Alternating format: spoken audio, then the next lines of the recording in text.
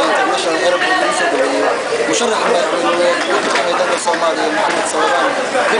iyadoo halkaas ay isugu yimaadeen kumanaan dad asaate haatan waxa loo galbiyay qasriga loogu talagalay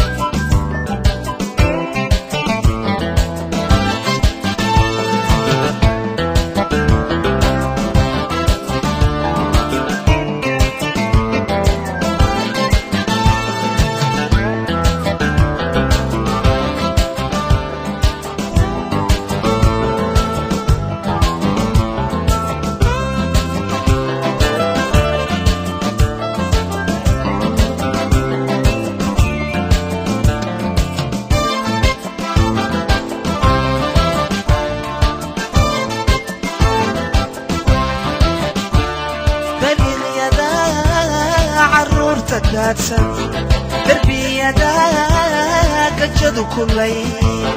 درحوم دو داشتي وكاك الله يا نيا درحوم دو داشتي وكاك الله يا نيا